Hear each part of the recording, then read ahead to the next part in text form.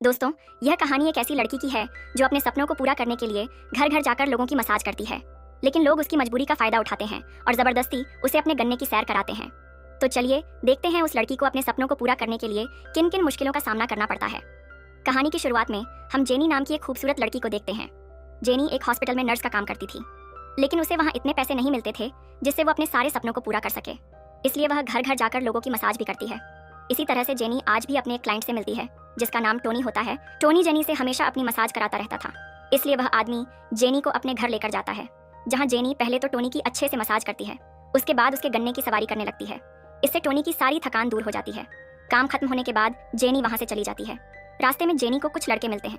वो जेनी को देखकर उसके सामने गर्म बातें करने लगते हैं, तो जेनी भी स्मॉल लड़कों का साथ देती है और उनके साथ गंदी गंदी बातें करके उन्हें गर्म कर देती है।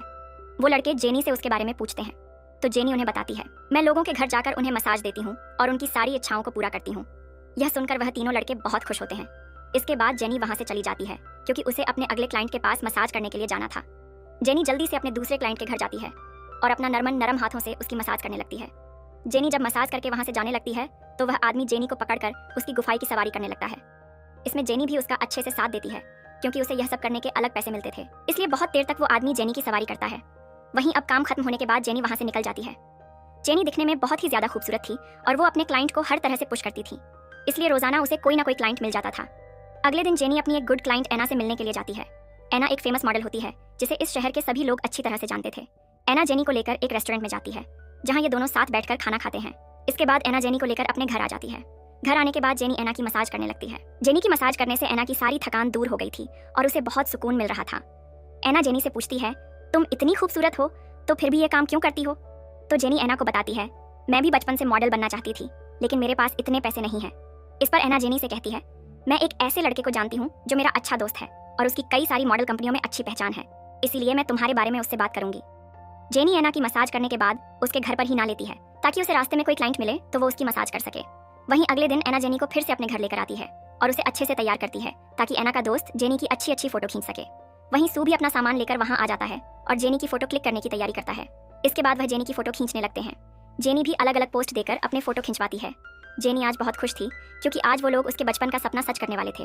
काम खत्म होने के बाद जेनी अपने घर चली जाती है। जेनी के वहां से जाते ही सूना को पकड़ लेता है और उसे एक रूम में ले जाकर उसकी गुफा में धमाके करने लगता है। दरअसल सीनू और एना एक दूसरे के साथ रिलेशन में थे, लेकिन वो यह बात किसी को नहीं बताना चाहते थे। वहीं अगले दिन एना जब अपने घर पर नहीं होती तभी सीनू जेनी को कॉल करता है और उसे अपने घर आने के लिए कहता है ताकि वह अपनी खींची हुई फोटो देख सके। तो जेनी भी जल्दी से तैयार होकर एना के घर पहुंच जाती है जहां सीनू उसे उसकी फोटो दिखाने लगता है। जेनी को अपनी फोटो बहुत पसंद आती है और उन फोटो में बिल्कुल एक मॉडल लग रही थी।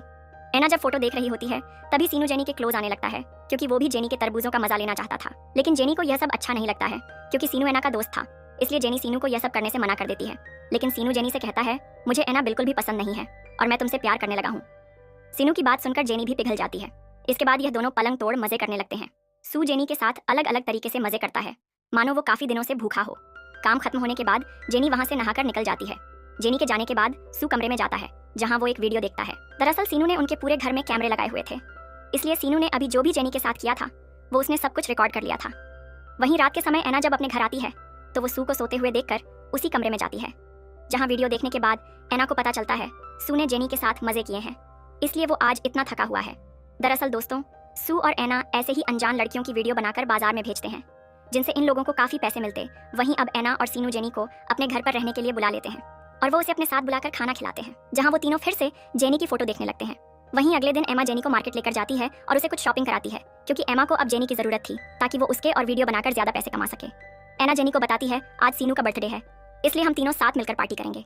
यह सुनकर जेनी भी बहुत खुश होती है और वो एमा से कहती है, सच में आज बहुत मजा आने वाला है।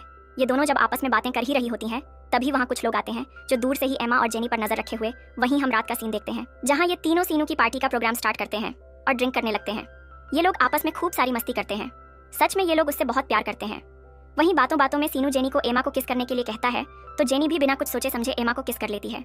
यह देखकर सीनू का माहौल बन जाता है, इसलिए वो एमा और जेनी को पकड़कर एक साथ दोनों की गुफा में धमाके करने लगता है। इससे जेनी को भी बहुत मजा आता है। जेनू बारी बारी करके इन दोनों की प्यास हो जाता है। इसी तरह से कुछ दिन बीत जाते हैं। एक दिन टोनी जेनी से मिलने के लिए आता है क्योंकि वह जेनी को अपने साथ घर लेकर जाना चाहता था ताकि वह अच्छे से उसकी मसाज कर सके, लेकिन जेनी टोनी को उसके साथ चलने से मना कर देती है और कहती है, मुझे अभी पढ़ाई करनी है, इसलिए मैं तुम्हारे साथ नहीं चल सकती हूँ।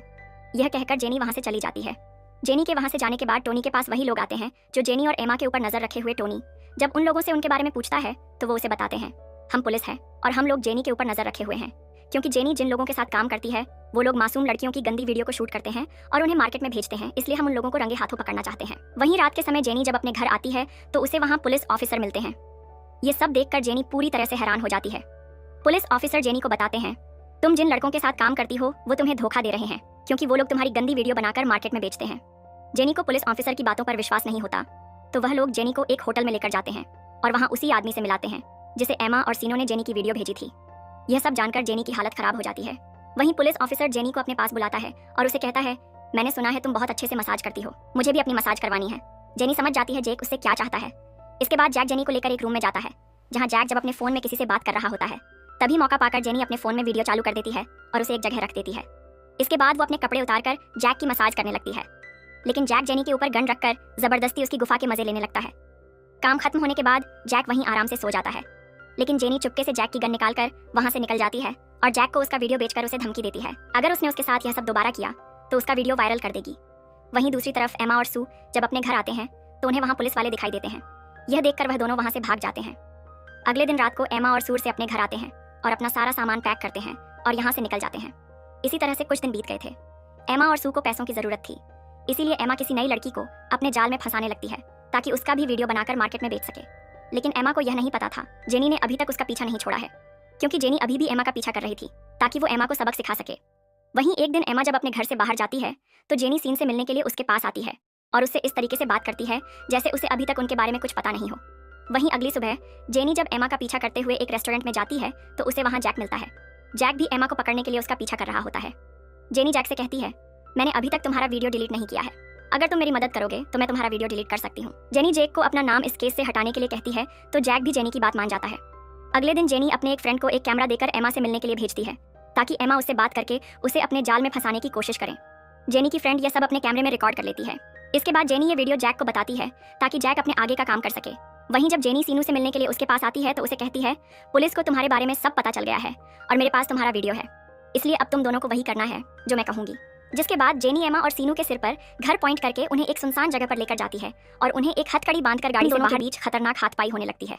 एमा को कुछ समझ नहीं आता, इसलिए वो जैक की गन उठाकर उसके ऊपर चलाती है, लेकिन गलती से गोली सीनू को लग जाती है जिससे सीनू की वहीं डेड हो जाती है। यह देखकर एमा को बहुत गुस्सा आता है, इसलिए वो जैक को भी वहीं शूट कर देती है।